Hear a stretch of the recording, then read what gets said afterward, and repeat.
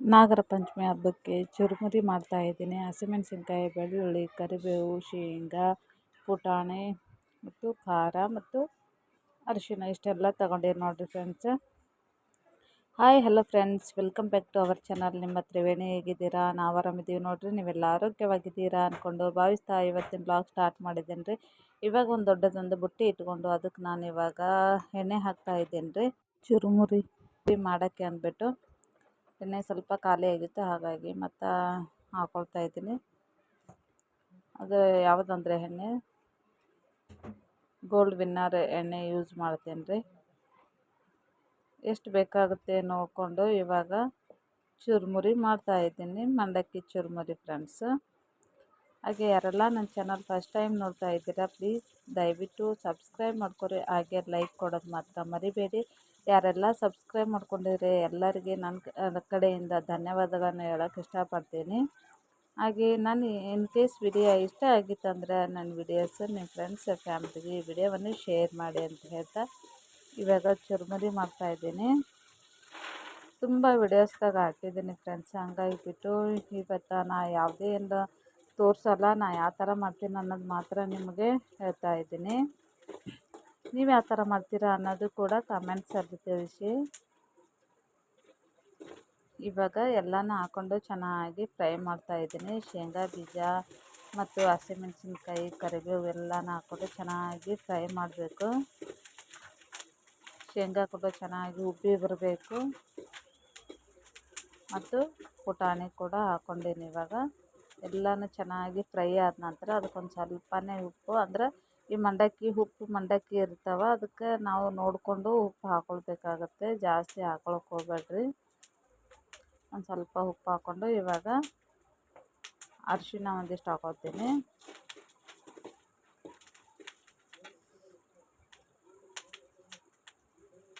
ಅರಿಶಿನ ಹಾಕ್ಕೊಂಡು ಲಾಸ್ಟಲ್ಲಿ ನಾನು ಇಳಿಸ್ಬೇಕಾದ್ರೆ ಒಂದು ಸ್ವಲ್ಪ ಕೆಂಪು ಖಾರ ಹಾಕ್ಕೊಳ್ತೀನಿ ರೀ. ಆಲ್ರೆಡಿ ಹಸಿಮೆಣಸಿನ್ಕಾಯಿ ಹಾಕ್ಕೊಂಡೀನಿ, ಹಾಗಾಗಿ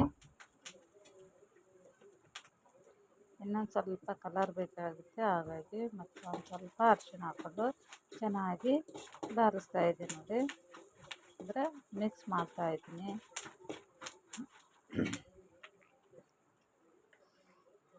ವಿಡಿಯೋ ಸ್ಕಿಪ್ ಮಾಡದೆ ನೋಡಿ ಸಪೋರ್ಟ್ ಮಾಡಿದರೆ ತುಂಬಾ ಖುಷಿ ಆಗುತ್ತೆ, ನಮಗೂ ಕೂಡ ಮೋಟಿವೇಶನ್ ಆದಂಗೆ ಆಗುತ್ತೆ.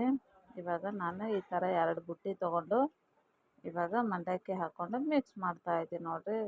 ತುಂಬ ಸರಳವಾಗಿ ಸಿಂಪಲ್ಲಾಗಿ ಒಂದು 5-10 ನಿಮಿಷದಲ್ಲಿ ನಾವು ಮಂಡಕ್ಕಿ ಚುರುಮುರಿ ರೆಡಿ ಮಾಡ್ಕೋಬೋದು. ನಮ್ಮ ಉತ್ತರ ಕರ್ನಾಟಕದ ಕಡೆ ತುಂಬ ಫೇಮಸ್ ಆಗಿರುವಂಥ ಮಂಡಕ್ಕಿ ಚುರುಮುರಿ ನೋಡಿ ಫ್ರೆಂಡ್ಸ್.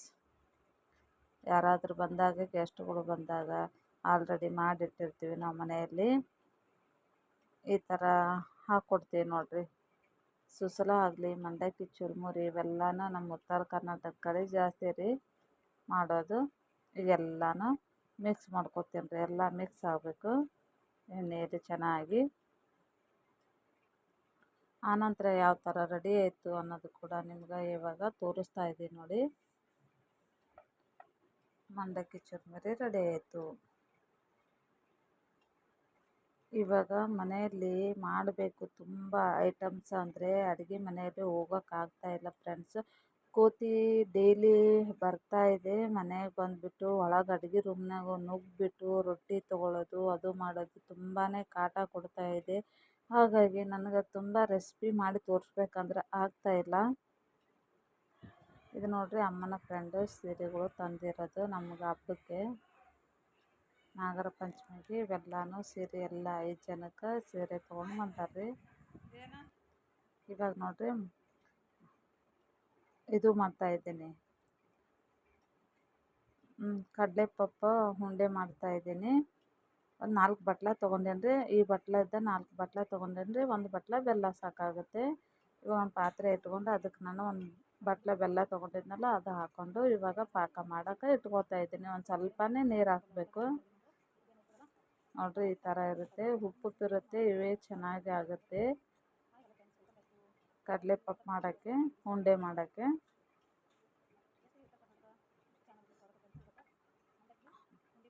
ತುಂಬಾ ಚೆನ್ನಾಗಾಗುತ್ತೆ, ಮಕ್ಕಳು ಕೂಡ ಇಷ್ಟಪಟ್ಟು ತಿಂತಾರೆ. ನಾವು 1-1.5 2 ತಿಂಗಳ ತನಕ ಆದ್ರೂ ಇಡ್ಬೋದು, ಏನು ಕೆಡಂಗಿಲ್ಲ ಏನಿಲ್ಲ ಫ್ರೆಂಡ್ಸ್. ಇವಾಗ ನೋಡಿ ಕುದೀತಾ ಇದೆ, ಬೆಲ್ಲ ಕರಗ್ತಾ ಇದೆ ನೋಡಿ. ಇವಾಗ ಬಬಲ್ಸ್ ಥರ ಬರ್ತಾ ಇದೆ ನೋಡಿ. ಇನ್ನೊಂದು ಸ್ವಲ್ಪ ಗಟ್ಟಿ ಯಾವ ಮೆಥಡಲ್ಲಿ ಇರಬೇಕು ಪಾಕ ಅಂತ ಅಂದ್ಬಿಟ್ಟು ಒಂದು ತಟ್ಟೆಗೆ ನೀರು ಹಾಕ್ಕೊಂಡು ಇವಾಗ ಬೆಲ್ಲದ ಅದರ ತಿಕ್ನೆಸ್ ಹೆಂಗಿರಬೇಕು ಲಾಡು ಕಟ್ಟೋಕ್ಕೆ ಅಂತ ಅಂದ್ಬಿಟ್ಟು ನೋಡಿರಿ, ಈ ಥರ ಉಂಡೆಗತ್ತಲೆ ಬರಬೇಕು ಪಾಕ. ರೂಲ್ಗತ್ತಲೆ ಆದರೆ ಆಮೇಲೆ ತಟ್ಟೆಗೆ ಹೊಡೆದ್ರೆ ಶಬ್ದ ಬರಬೇಕು, ಆ ಥರ ರೆಡಿ ಆಗಬೇಕು ಪಾಕ. ಇವಾಗ ಒಂದು ಪಾತ್ರೆಗೆ ಹಾಕ್ಕೊಂಡು ಇವಾಗ ಮಿಕ್ಸ್ ಮಾಡ್ತಾಯಿದ್ದೀನಿ ನೋಡಿ. ಒಂದು ಸ್ವಲ್ಪನೇ ತುಪ್ಪ ಹಾಕ್ಕೊಂಡು ಮಿಕ್ಸ್ ಮಾಡ್ಕೋಬೇಕು. ಇವಾಗ ಉಂಡೆ ಕಟ್ತಾಯಿದ್ದೀನಿ ನೋಡಿರಿ, ಎಷ್ಟು ಈಸಿಯಾಗಿ ನಾವು ಕಡಲೆಪಪ್ಪು ಉಂಡೆ ಮಾಡ್ಕೋಬೋದು ಅನ್ನೋದು ನಿಮಗೂ ಕೂಡ ತೋರಿಸಿದ್ದೀನಿ. ನಿಮಗೂ ಇಷ್ಟ ಆಗಿತ್ತು ಅಂದರೆ ಕಾಮೆಂಟ್ಸಲ್ಲಿ ತಿಳಿಸಿ. ನೀವು ಒಂದು ಸಲ ಟ್ರೈ ಮಾಡಿ ಫ್ರೆಂಡ್ಸ್. ಶಿವನಿಗೆ ತುಂಬ ಪ್ರಿಯವಾದ ಕಡಲೆಪಪ್ಪು ಉಂಡೆ ಅಂತಲೇ ಹೇಳ್ಬೋದು.